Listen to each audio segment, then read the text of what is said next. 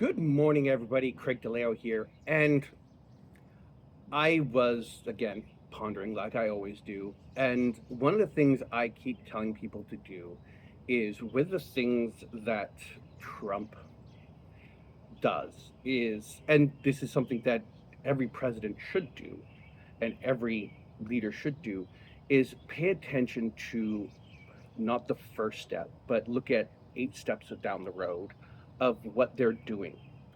And one of the things I was talking to someone about is what is the long term plan of what is going on in LA? And this requires me to be very accusatory and conspiracy crazy when it when I do this. Now, I won't lie, when it comes to the LA unrest, you have to take into account more than a few things. Now, if you follow a lot of the international news, you hear something's a little bit different than you hear from the national news.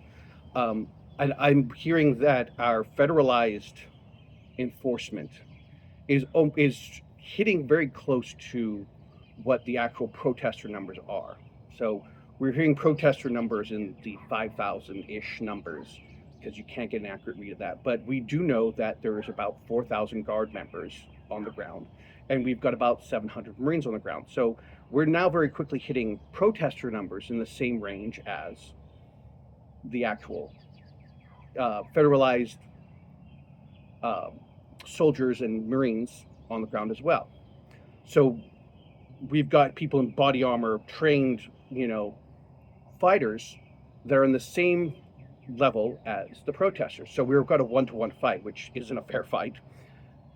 And I have to ask myself, why would someone want to encourage unrest in this area?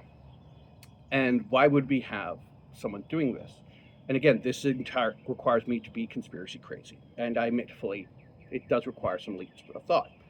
Now, one of the biggest things that if you watch and look back at our election results over the last 20 years, I would say, the state of California almost always goes Dem. And one of the things that's, if you've lived in California, there is a little bit of discussion of California trying to break up. This is a great opportunity for someone to try, and I don't know how you would do it, and someone smarter than me can try to discuss it, but this is a great opportunity to try to encourage the breakup of California because because of the nature of Los Angeles and San Francisco and Sacramento.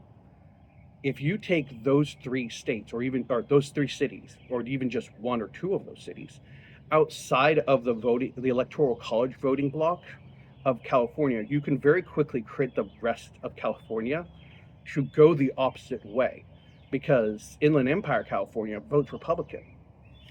And if I'm not mistaken, so if you were to use this and weaponize this enough, you have the ability to make the argument to break up California, I think it's like the fifth largest commerce district or economy, fifth largest economy in the world, to break it up and bring it under federal control.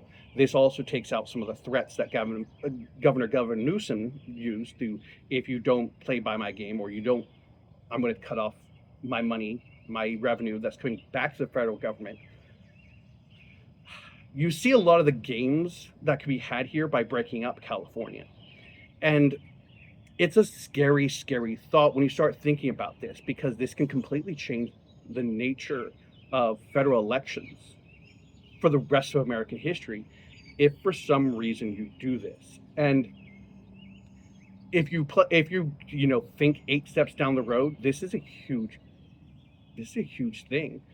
And the idea of breaking up California into 2 or 3 states, this is a scary, scary thought. And again, it's absolutely conspiracy crazy and just snowballing an idea, but it's scary. And think about it. And this is a great way to go down this rabbit hole because, wow. And again, yeah. And I'm not saying, and again, these ideas are not unprecedented.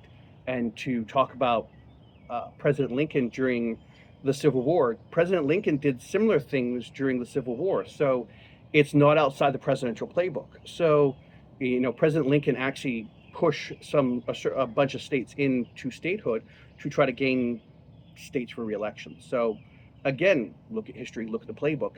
It's not impossible. So again, I'm being crazy, but again, I love you all. I love all my shipmates, and have a great day.